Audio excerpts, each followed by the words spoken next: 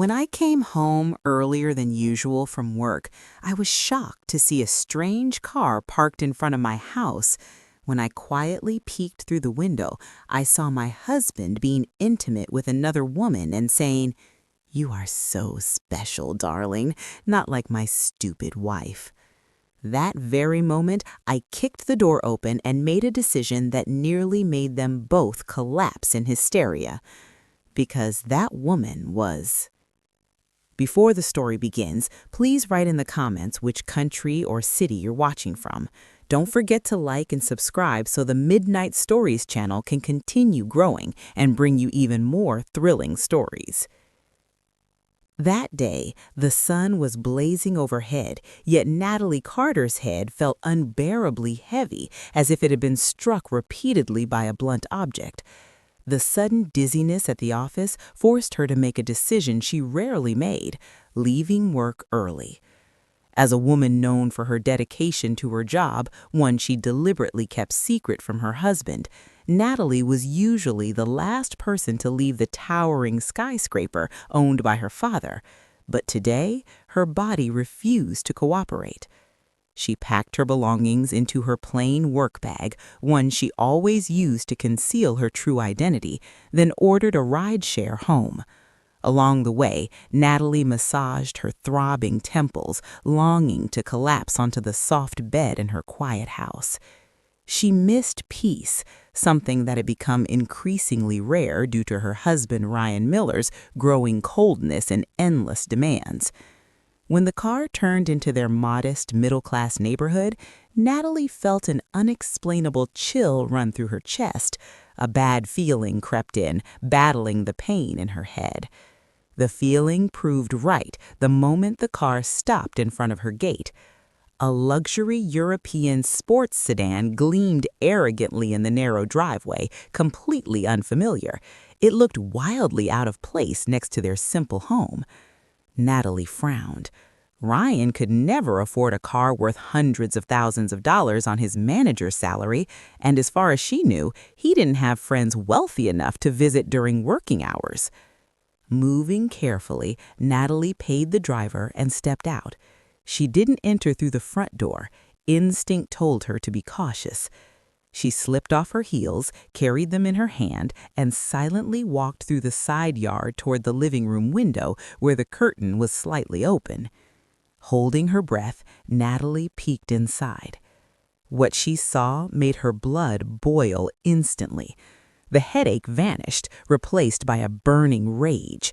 On the living room sofa, one she had bought with her own savings, sat Ryan, his shirt unbuttoned casually at the collar.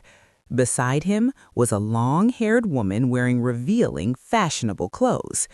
The woman laughed flirtatiously as she fed Ryan pieces of fruit. His arm was wrapped intimately around her waist, as if they were a legitimate married couple. Natalie sharpened her hearing. Ryan's voice was clear, mocking and cruel. He told the woman how special she was. Then he said something that made Natalie's chest tighten, not from sadness, but from disgust. He called Natalie stupid, a country woman who only knew the kitchen and the bedroom, someone with no insight, no intelligence, no understanding of business or the future. Ryan laughed as he bragged about how easy Natalie was to fool financially, allowing him to set aside money to enjoy life with this woman. The woman, Ivy Lawson, laughed along, praising Ryan for being smart enough to control his backward wife. Natalie stepped back from the window, her fists clenched until her nails turned white. For 2 years of marriage, Natalie had deliberately hidden her elite education and her status as the only daughter of a powerful conglomerate. She wanted to be loved for who she was, not for her wealth. She played the role of a simple, obedient wife. But today, Ryan crossed the line. He didn't just betray her love, he insulted her intelligence. Natalie adjusted her shawl firmly and took a deep breath. No tears fell. Women like Natalie don't cry for traitors. Her expression turned icy, her gaze sharp, like a predator preparing to strike. Without hesitation, she walked to the front door. She didn't bother grabbing her keys. With one powerful kick fueled by fury, she slammed the wooden door open. The loud crash echoed through the house. Inside, Ryan and Ivy jumped in shock. The fruit fell from Ivy's hand. Ryan's face drained of color as he saw Natalie standing there, not as a broken wife, but as a commanding presence he had never seen. Natalie walked in calmly. Her footsteps echoed across the tiled floor. Ryan tried to speak, but his tongue froze under Natalie's piercing stare. She tossed her work bag onto a chair and pulled out a thick folder she had brought from the office. With a sharp motion, she slammed it on the table in front of them. Natalie smirked coldly. "Surprised to see me home early?" she asked flatly. Ryan tried to stand and approach her, reaching for his usual sweet lies. Natalie raised her hand, stopping him. "No need to act anymore. The stage is burned down today." She turned her gaze to Ivy, scanning her from head to toe with open disdain. "You're hysterical now, but you'll scream even louder when you find out what's inside that folder." With trembling hands, Ryan opened it. Inside were photos of bank transfers and corporate documents. Ryan frowned, confused. Natalie explained calmly. Ivy wasn't just a mistress, she was a former executive assistant at her father's corporation, fired for embezzling millions of dollars. Ivy's eyes widened in horror. Natalie continued. Ivy didn't approach Ryan out of love. She knew Ryan worked at a partner company with security loopholes perfect for laundering stolen money. Ryan stared at Ivy in disbelief. Natalie chuckled softly, a chilling sound. "You called me stupid, but you're the one being used by a financial fugitive." The room fell into suffocating silence. Natalie folded her arms. "I didn't come alone," she added calmly. "My father, our lawyers, and the police are on their way." Ryan's legs nearly gave out. Moments later, two men in black suits blocked the exit. Behind them entered a dignified older man with an ebony cane, Mr. Alexander Carter, Natalie's father. Ryan recognized him instantly, the owner of Carter Global Group. Reality crashed down on him. Natalie wasn't a poor orphan, she was corporate royalty. The rest of the room spiraled into chaos, handcuffs, screams, accusations. When Ryan tried to beg, Natalie slapped his hand away in disgust. "Don't touch my shawl with hands that touched another woman." She pulled out one final document, a prenuptial agreement. Ryan had signed it without reading. Natalie read aloud. "If adultery or criminal involvement is proven, all marital assets shall transfer entirely to the injured party." Ryan's world collapsed. The house, the car, the savings, gone. As Ivy was dragged out by the police, Natalie looked at Ryan coldly. "I won't send you to prison. That would be too easy." She smiled faintly. "I want you to know what it feels like to have nothing." With dragging steps and shattered pride, Ryan Miller walked toward the bedroom to collect his clothes. Every move he made was watched closely by Natalie Carter's cold, unblinking gaze. There was no warmth left in that house, only the ruins of Ryan's ego scattered across the floor. Natalie exhaled deeply. The burden of the secret she had carried for 2 years was finally lifted, though the price was the destruction of her marriage. Still, as she looked at Ryan's frightened face, Natalie knew revealing her true self had been the right decision. Ryan staggered into the master bedroom, a room that had once been the silent witness of his arrogance as the so-called head of the household. His legs felt heavy, as if invisible iron chains were dragging him down. Behind him stood Ethan Brooks, the young lawyer with razor-sharp eyes, following like an executioner's shadow, there to ensure the sentence was carried out perfectly. Ryan stepped inside the room, where the faint scent of Natalie's perfume still lingered in the air. He used to mock that scent, calling it cheap soap. Only now did he realize it was the scent of peace, something he would never possess again. He roughly pulled a large suitcase from the top of the wardrobe, venting his tangled emotions, anger, shame, and fear.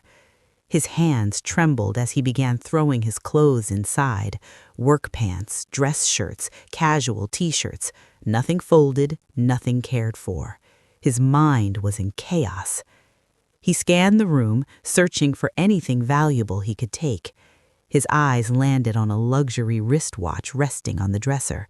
He had bought it just last month using a secondary credit card, paid off with Natalie's salary account, which he had always dismissed as small change from selling homemade pastries. Ryan grabbed the watch. A loud, deliberate throat clearing stopped him cold. Ethan stood at the doorway, arms crossed, shaking his head with open disdain. "That watch," Ethan said coldly, "was purchased with joint funds. According to the prenuptial agreement, it now belongs entirely to Mrs. Carter." Ryan slammed the watch back on the table in frustration.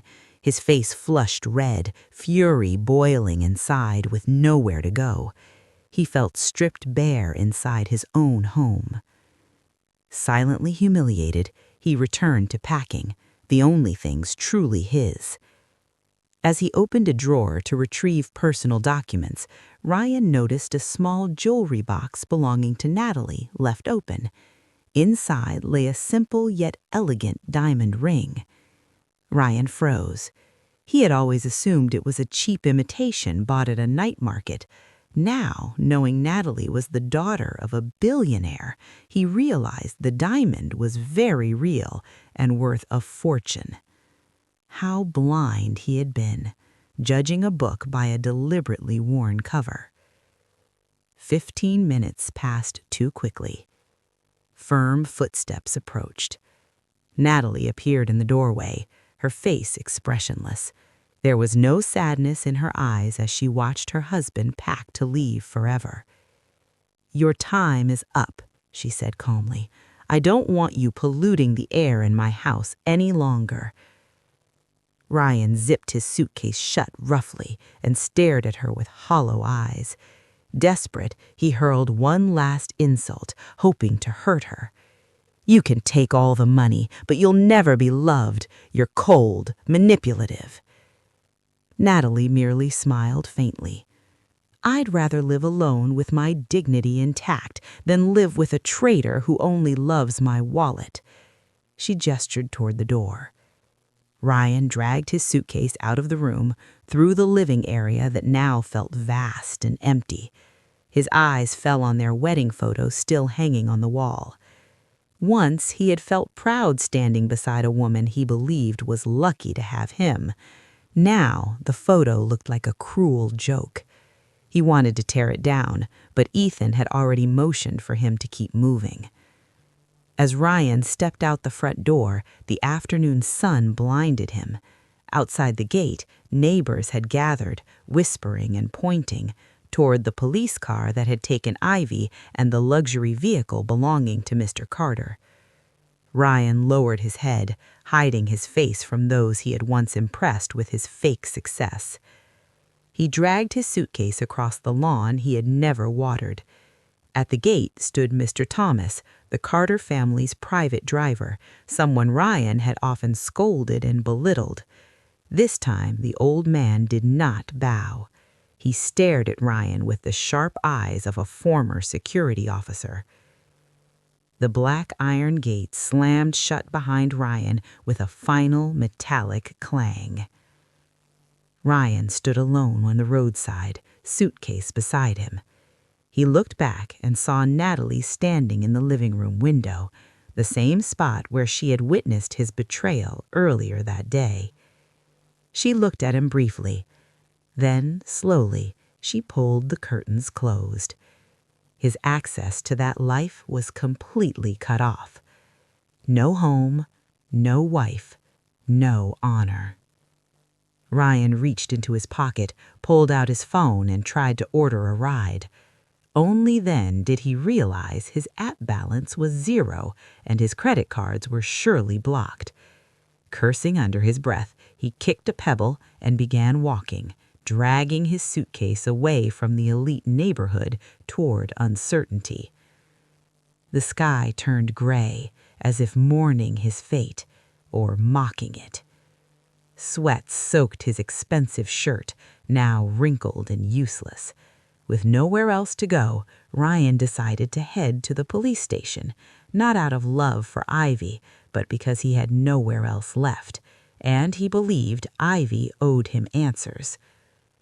After a long walk and a cramped public bus ride paid with his last cash, Ryan arrived at the station.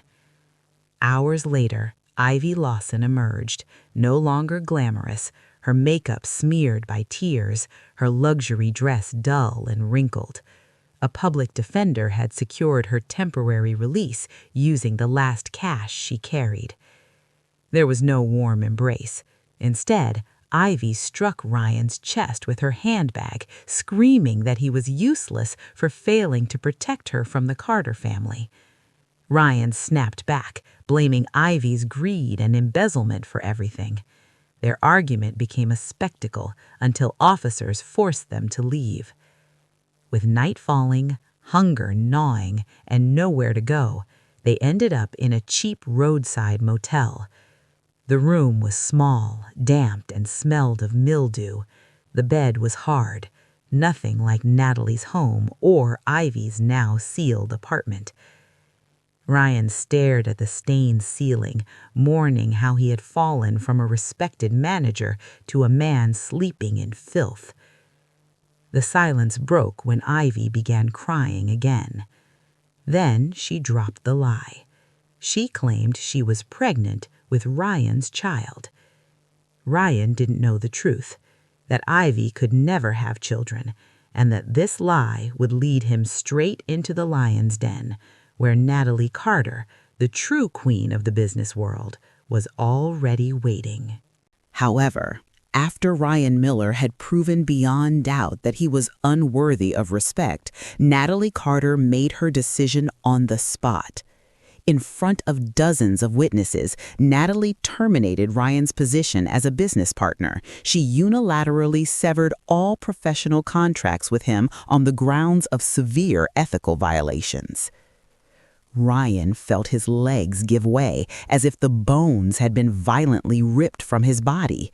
He had not only lost his wife, he had now lost his career, the only thing he had ever been proud of. Natalie stared at him with a gaze sharp enough to pierce bone marrow. She coldly told him that he was free to scream as much as he wanted outside the building, but if he dared to step even a single inch back onto her property, she would make sure he rotted in prison far sooner than he ever imagined. Then she turned on her heel, flicked the edge of her blazer, and walked back toward the elevator without sparing him a single glance. Security immediately dragged Ryan, still in shock, out of the building and threw him onto the scorching sidewalk like unwanted trash. Under the blazing sun, Ryan finally realized the truth, far too late. He had challenged a queen inside her own castle, and he had been utterly defeated. Being cast onto the streets with his dignity shattered only darkened Ryan's heart further. He returned to the cheap boarding house with a grim expression and told Ivy Lawson everything that had happened at Natalie's office. Instead of fear, Ivy's eyes gleamed with cunning. To Ivy, Ryan's public humiliation was fresh ammunition. They had no money to hire an elite attorney, but they possessed something far more dangerous: public opinion.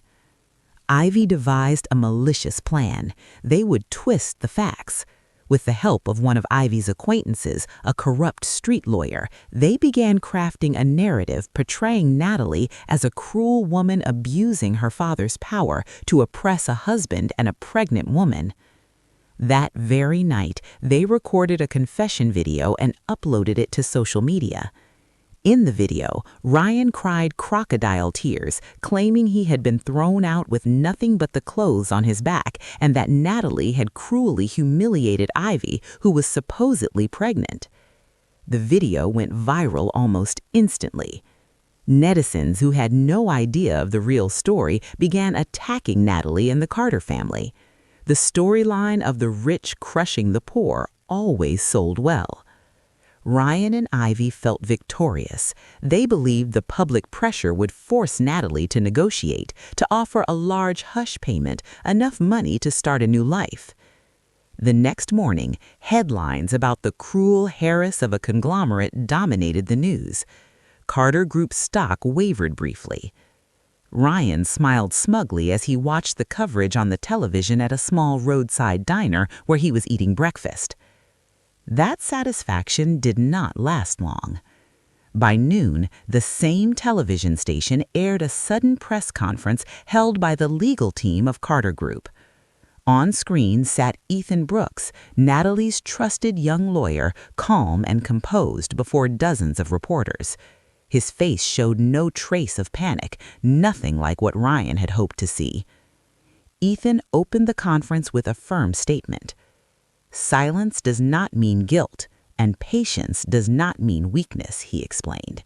He explained that Natalie had remained silent to protect the dignity of their marriage, but since the other party continued to spread slander, they were now forced to open Pandora's box. Watching from the diner, Ryan began to fidget. A terrible premonition crept over him. Ethan then asked the operator to play a video on the large screen behind him. It was not footage of Ryan and Ivy's affair. It was something far more horrifying. The video was CCTV footage from Natalie's kitchen, dated several months earlier. The image quality was crystal clear. The footage showed Ryan standing in the kitchen preparing tea for Natalie. He glanced left and right to make sure no one was watching.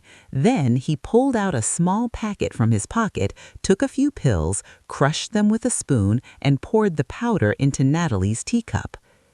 Ethan paused the video at the exact moment Ryan stirred the tea. The press room fell into a suffocating silence. Journalists stared in disbelief, never expecting to witness evidence that monstrous. Ethan then spoke with restrained fury. He revealed laboratory test results from leftover tea that had been secretly saved by a suspicious housekeeper. The substance Ryan mixed into the drink was neither sugar nor vitamins. It was a potent prescription drug. When consumed continuously at certain doses, it caused chronic headaches, hallucinations, and gradual neurological damage. Ethan laid out the motive. Ryan intended to make Natalie physically and mentally unwell, to paint her as psychologically incompetent. With that, he planned to seize control of her assets under the pretext of spousal guardianship. The severe headaches Natalie suffered in Chapter 1 were no coincidence. They were the direct result of poison administered by her own husband. At the diner, the spoon slipped from Ryan's trembling hand and clattered onto the floor. His face turned deathly pale. The other patrons, who had also been watching the broadcast, began staring at him with horror and disgust. They recognized his face from the video. Ryan shook violently. He had never imagined Natalie had installed hidden cameras in her kitchen and kept the evidence for so long. What had once been a dispute over marital assets and infidelity had now transformed into a major criminal case, attempted premeditated murder. On screen, Ethan concluded the conference with a devastating statement. He announced that the police were already on their way to arrest Ryan Miller and Ivy Lawson as accomplices who had helped procure the illegal drugs. Given Ivy's background, Ethan emphasized there would be no settlement, no mercy for cold-blooded criminals. The broadcast cut to a field reporter confirming that arrest warrants had been issued. Ryan leapt from his chair, breath ragged. He didn't care about the untouched food on his table. He bolted out of the diner, leaving Ivy behind at the boarding house. Ryan now understood this was no longer about losing wealth. He was being hunted. Ryan Miller lunged forward, gripping Ivy Lawson's shoulders with brutal force until she screamed in pain. A physical fight became inevitable. Cornered, Ivy tried to fight back. Her nails clawed across Ryan's face, carving fresh wounds atop the suffering he already bore. They grappled on the filthy floor, hurling curses and venom at one another. Every sweet promise and whispered declaration of love they once shared during their affair now transformed into the foulest insults. Consumed by blind rage, Ryan shoved Ivy violently. Her head slammed into the wooden window frame with a sickening thud. Ivy collapsed limply, groaning in pain as she clutched her throbbing head. Seeing Ivy helpless on the floor, reality struck Ryan like a jolt of ice. From afar, he heard the faint wail of police sirens, growing louder, closer by the second. Ethan Brooks must have already reported them. Their location was exposed. Ryan knew he had no more time to vent his fury. If he stayed, he would be arrested along with Ivy. His cowardly instincts took over. His eyes landed on Ivy's bag lying on the floor. Inside it was the last remaining cash. Ivy's jewelry had been sold earlier that afternoon to fund their escape. Without hesitation, Ryan snatched the bag. He decided to abandon Ivy as bait for the police while he fled with the only capital he had left.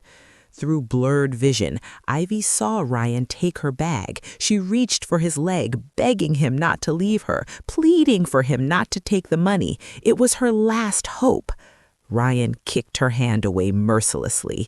"This is your payment for betraying me," he hissed coldly. He turned and bolted out the back door, crashing through tall weeds and vanishing into the darkness of the night, leaving Ivy sobbing hysterically as she waited for the police to arrive.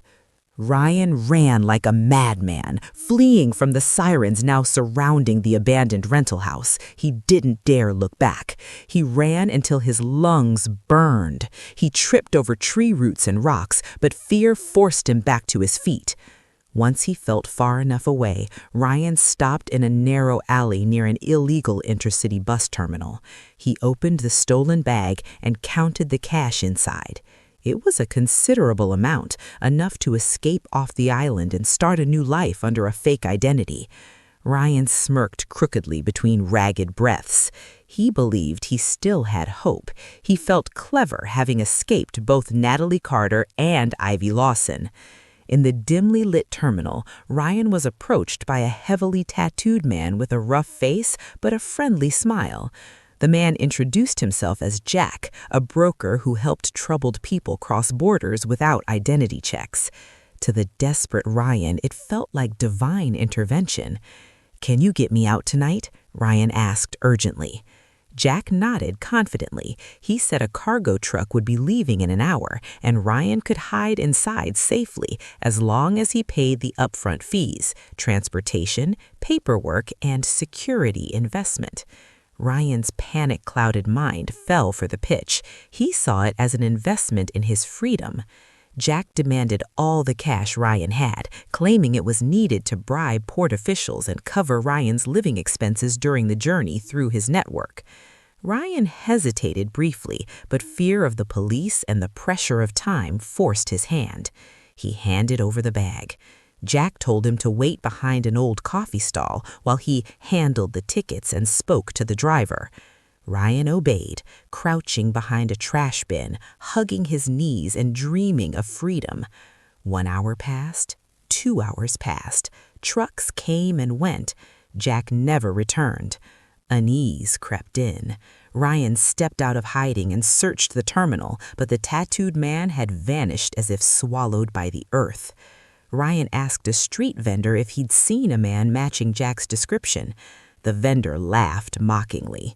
"You just got scammed by a professional con artist," the man said. "That guy specializes in robbing fugitives and confused newcomers, takes their money, and slips out the back of the terminal."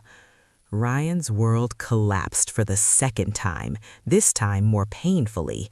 He searched his pockets. empty. His wallet was gone, likely lost while running earlier. The bag of stolen cash had been taken by a scammer. Now he stood in the filthy terminal with absolutely nothing. No money, no phone, its battery dead, no friends, no family. He was hungry, thirsty, and cold. His once expensive dress shirt was torn and reeked of sweat. The stench of his own body made him nauseated, but hunger was worse. He had lost everything: money, dignity, sanity. Every time a police car passed, his heart nearly stopped, forcing him to hide behind dumpsters or crawl into dry drainage canals. Ryan realized he couldn't keep running. His body was weakening, his vision blurred, hallucinations crept in. At the peak of despair, one place resurfaced in his mind: the house, the mansion in the elite complex he once called his castle. Starvation dulled his logic, replacing it with a delusional spark of hope. Maybe, just maybe, Natalie still had feelings for him. The Natalie he knew for 2 years had been gentle, forgiving, deeply in love. He convinced himself her rage was temporary. If he came crawling, begged at her feet, told her how Ivy had deceived him and how he'd been robbed at the terminal, surely her heart would soften. Ryan forgot one crucial truth. The woman he faced now was not a foolish wife he could manipulate, but a chairwoman who destroyed his career with a snap of her fingers. But to a drowning man, even straw looks like a lifeline. Using his last ounce of strength, Ryan walked miles towards the elite residential complex. He waited until nightfall to sneak in, knowing security at the main gate would be tight. Under cover of darkness, Ryan slipped through a back fence bordering rice fields, a hidden path he'd once discovered by accident. Thorns tore into his skin. He didn't care.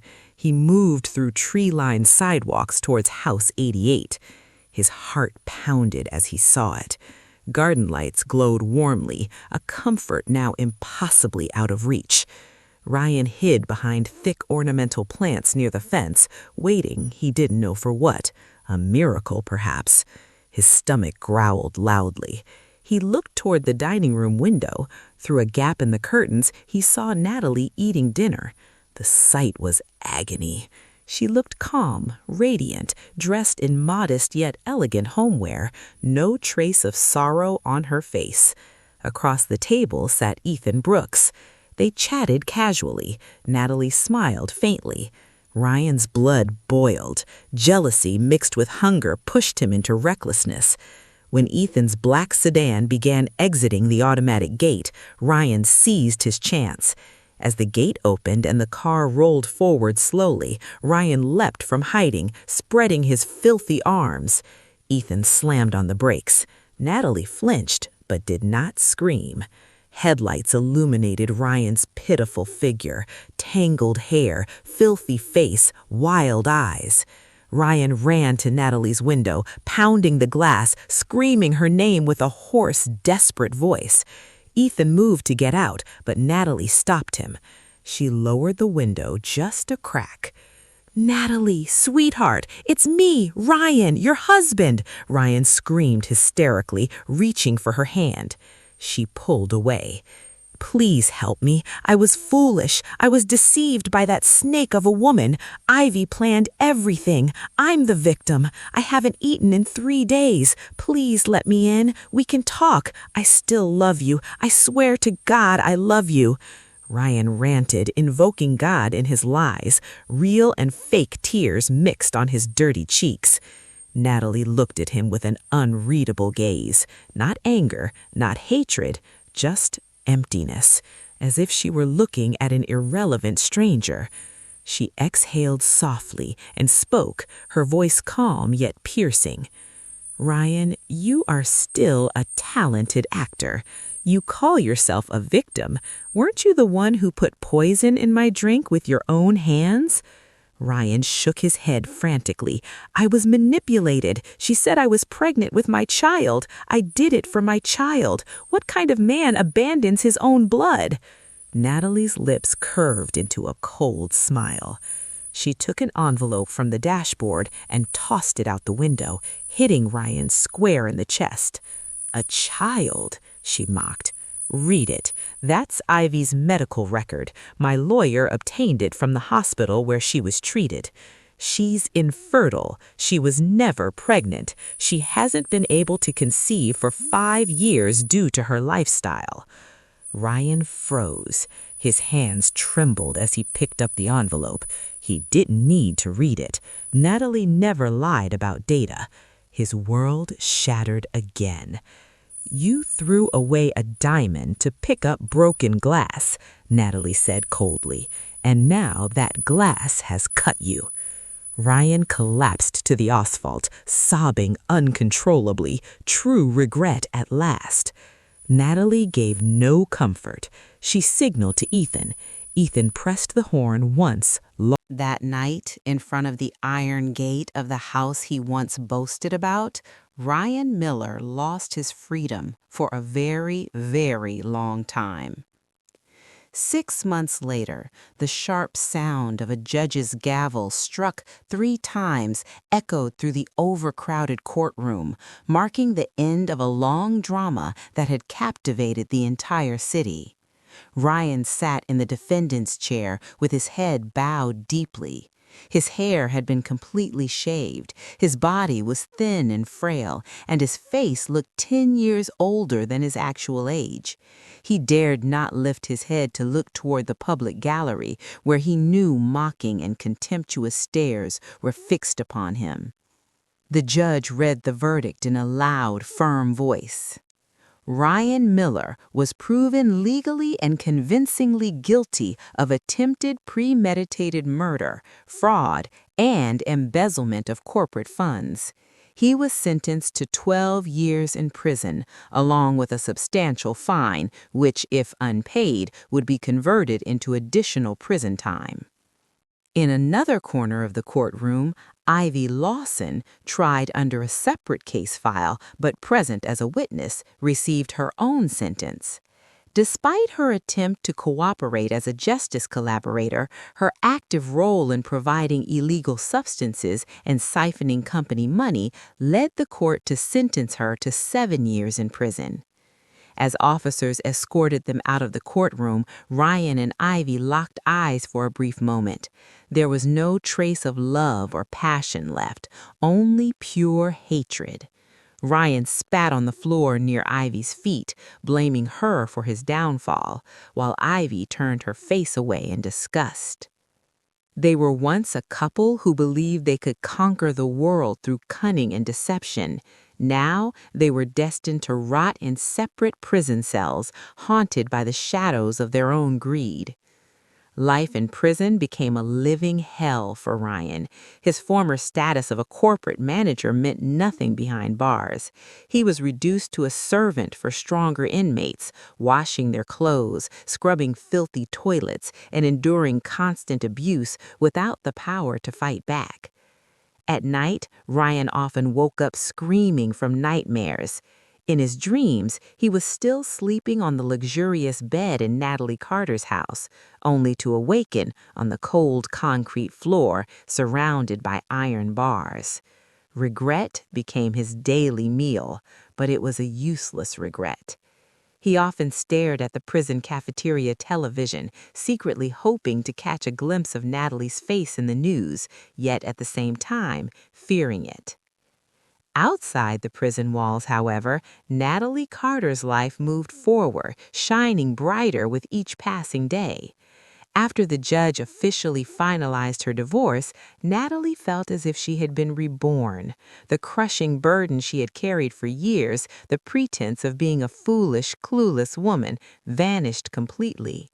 Now she led Promiscuera Group with a steady hand and genuine empathy, bringing her late father's company to unprecedented heights. Her employees respected her not because she was the owner's daughter, but because of her integrity and intelligence.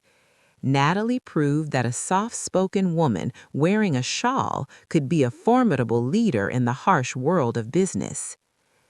That afternoon, Natalie stood on the balcony of her office on the top floor of a towering skyscraper. The evening breeze gently played with the edge of her shawl as she gazed at the vast city below, a place where millions struggled with their own destinies. Behind her, she heard familiar footsteps. Ethan Brooks, a young lawyer, approached carrying 2 cups of coffee. Ethan was no longer just her attorney. He had become an equal sparring partner in discussion, a trusted ally, and a friend who stood by her during her darkest days. Throughout Ryan's legal battle, Ethan had been Natalie's shield, protecting her from relentless media attacks and immense psychological pressure. Ethan placed the coffee on the small table and stood beside her, keeping a respectful distance. "Everything is settled, Natalie," he said calmly. "The divorce decree is final, and all disputed assets have been fully restored under your name." Natalie smiled softly, inhaling the aroma of the coffee. "Thank you, Ethan. I don't know where I'd be without your help," she replied sincerely. Ethan looked at her with deep admiration. He did not see Natalie as a rich divorcee, but as the strongest woman he had ever known. "Natalie?" he called quietly. She turned toward him. Ethan looked slightly nervous, an expression rarely seen on such a confident lawyer. "Natalie, your father, Mr. Alexander Carter, called me yesterday. He asked about my plans for the future. Not my career plans, but my personal ones." Natalie frowned slightly, confused. Ethan took a deep breath, then spoke with hard-earned courage. "I told him I intend to propose to a woman who taught me that gentleness is not weakness, a woman who guarded her dignity amidst storms of slander." Natalie's heart fluttered. She knew exactly who he was talking about. Ethan did not present a diamond ring or make grand cliché promises of luxury like Ryan once did. Instead, he lowered his gaze in respect. "I'm not asking for your answer now, Natalie. I know your wounds need time to heal, but I want you to know if one day you're ready to open your heart again, I'll be there, not to take over your life, but to walk beside you, step by step, towards heaven together." His words were simple, honest, and deeply touching. This was not empty flirtation, it was the promise of a man who feared God. Natalie smiled, a free, unburdened smile. Her eyes glistened with emotion. She did not immediately say yes. Natalie was rational and cautious. Instead, she said softly, "Let time answer that. But one thing is certain. I won't close that door to the right person. And you are a very good man." That answer was more than enough for Ethan. They stood together watching the sun slowly sink below the horizon, sharing a comfortable silence, no drama, no pretense. The story ends with Natalie walking out of her office building toward her car. She paused for a moment before getting in, gazing at the golden orange evening sky. She remembered her past when people called her a foolish wife. She chuckled softly at the memory. She realized that appearing foolish in the eyes of evil people was sometimes the best form of self-defense. God had reversed everything with perfect justice. The fool had become a queen, while the so-called clever man rotted behind iron bars. Natalie entered her car. On the dashboard, she saw a small photo of herself with her father. She started the engine, ready to go home, to her true home, where peace and tranquility awaited her. Her inner voice closed the story. "The world may be a stage, but remember, God is the greatest director. No villainous role ever ends with a happy applause. And me? I'm done acting. This is my time to live for real." The screen faded to black, leaving behind a deep sense of satisfaction. Justice had finally been served.